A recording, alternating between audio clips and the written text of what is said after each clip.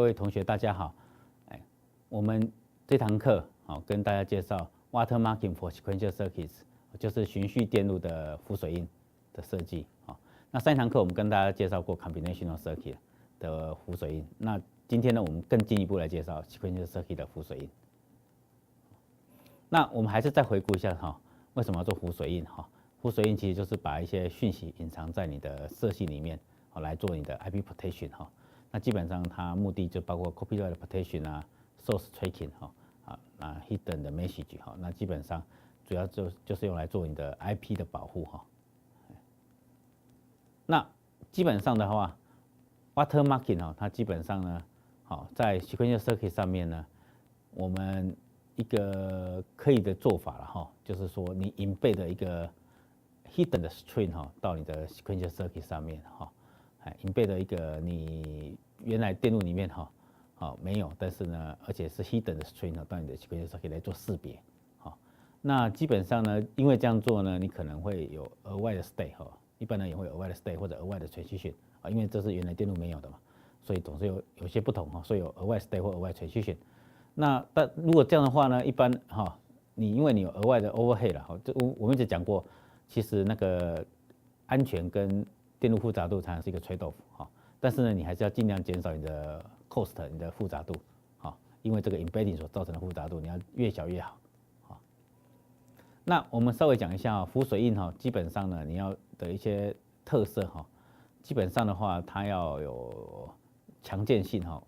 强健性就是说你嵌入浮水印是不容易被删除或修改然后那如果常入的浮水印很容易被修改的话，那么将来被防止或盗用会有很大的漏洞然后再一致性就说你除了浮水印的拥有者之外呢，其他人是不容易被其他人是不容易破解它的然后再来就是安全性嘛那就演算法是浮水印的演算法是公开的那大家呢不需要知道它那个嵌入跟萃取的演算法则但是呢侵入非法使用者还是无法呢侦测跟移除浮水印，这样才是一个好的浮水印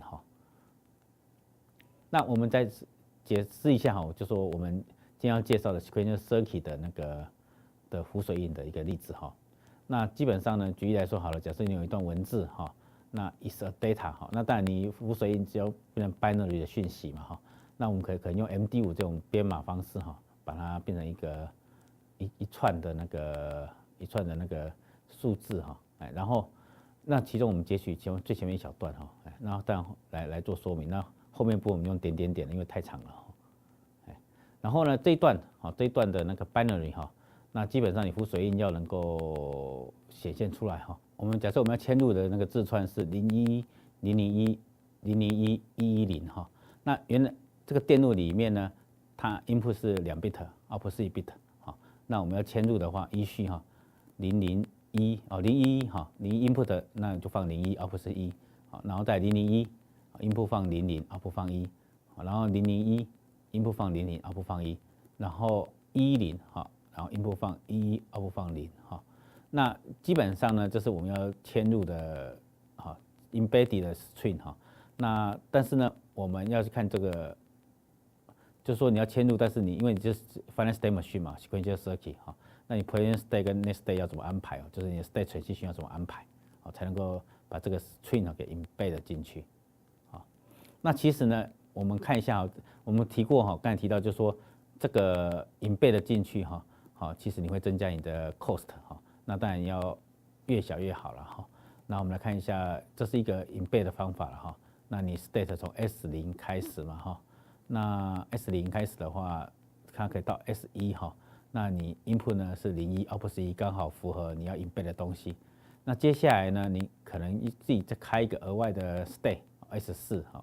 S4那 input 是00，output 是1，然后再开一个额外的 state S5 那 input 00，output 是1，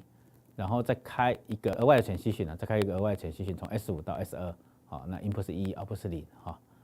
那这样呢，基本上呢也是可以实现这样的 embed 自串的 embed string 嘛但是呢，它虽然有把这个 string 给它 embed 进去但是它要用到2个额外 state 跟3个额外 transition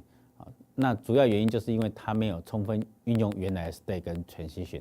增加了很多额外的 state 跟 transition。那其实应该尽量的去充分利用原来的 state 跟原来的 transition。那我们看一下能不能去进一步减少一下你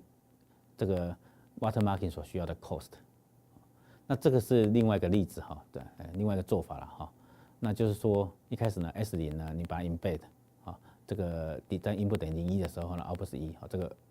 然后呢再来呢，我们看一下 S1 哈，好它能不能去利用原来的哈？我们发现 S1 呢在 input 是00的时候，好并没有其他的走的方式，好那没有关系，我们刚好它也没有 input 00的时候也没有设定要怎么走，好，所以我们让 input 等于00的时候走到 S2，好加一个transition进去，然后 output 是1，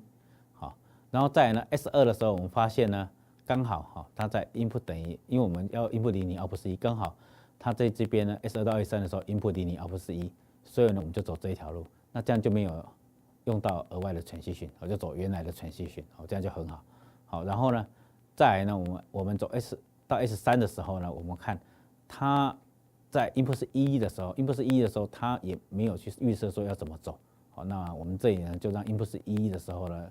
好，然后走到 S1，好，然后 output 是0，那这样就把这个 string 给 embed 进来了。好，那我们看一下这个呢，它基本上这个 state diagram 呢，它没有额外的 state 哈，然后2条红线就2个额外的transition。那跟刚才比呢，刚才要2个额外的 state， 3个额外的transition。相比哈，我们这个呢，没有额外 state， 然后只用了2个额外的transition，那相对 cost 就减少很多哈，相对 cost 减少很多。那这个是不是最好的？好，其实还可以再化简哈。我们来看一下下一个例子。好，那基本上哈，我们来看一下这个例子哈。我们来看这个例子哈，那这个例子可以更节省 cost 哈。那我们那个假设哈。那前面有一段引导，然后走到 S3哈，然后走 S3之后呢，我们看一下 S3等于 input 01的时候 ，output 呢也是 output 是1哈，所以可以这样走。然后走到 S0之后呢，我们看一下哈，它有没有 input 是00的情况哈？那 input 是00的情况没有哈，那我们可以再加一个哈，那 input 是00，然后呢 output 是1哈，然后还是回到自己 S0哈，然后呢？再来呢，它一样哈 ，input 是0 ，output 是1哈，所以呢，还等于说这也是这个红色的线呢，它又再走一次哈，又回到 S0，然后呢，再来呢，我们看一下它 input 是11的时候呢 ，output 呢是0哈，就是等于说相当于是从 S0走到 S1，好，就可以走既有的transition哈。那我们来看一下这样的结果哈，那你的额外的 state 呢是没有的，那额外 transition 也只加了1条。所以呢，这个整个 cost 又更小了哈。当然它前面是需要一段引导来走到 S3了，好，但是基本上这个从 S0引导到 S3是有既有路径可以走的哈。所以呢，基本上呢，它额外的transition呢只有1个而已，好，那这样的话呢，其实就更精简了。从这个例子呢，好，我们可以看到，其实我们有3种 sequential watermarking 的方法，好，那它的 state 呢跟transition的 cost 是不一样的。好，所以呢，这其实有很多的演算法可以开发哈。那其实也有很多人在 study 这方面的问题。那我们就这个例子，主要是让大家了解，就是说，什么叫做 sequential circuit 的 watermarking， 以及就是说 watermarking 的好坏呢，对你的 cost 的影响其实是很大的。好，那所以呢，我们其实一方面要注意 watermarking 哈，就是说因为你要做 IP protection， 但是一方面也要节省 cost。好，那由这个例子，我想同学可以有一些了解。好，那基本上哈。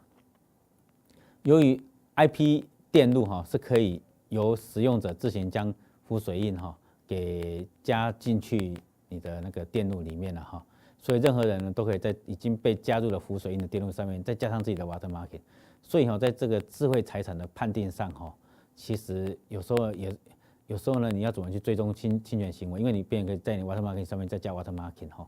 所以呢。这个除了要确保自身浮水印的强韧性、唯一性跟安全性之外，哈，其实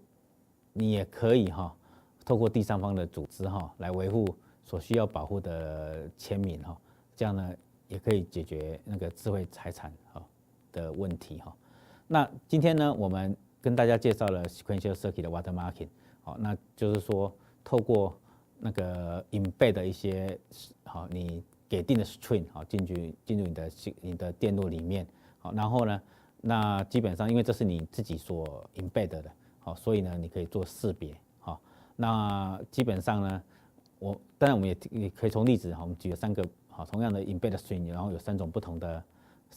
的电路哈，那所需要 cost 不一样，所以呢，你怎么样去开发好的 embed 的 agent 哈，来减少你的 cost 也是一个很重要的问题。那从我们这一系列介绍 watermarking， 包括 combinational circuit 的 watermarking 跟 sequential circuit 的 watermarking， 我想同学对于什么是 watermarking， 然后应该会有更充分的认识。好，那希望同学能够有，也可以去进一步去思考一下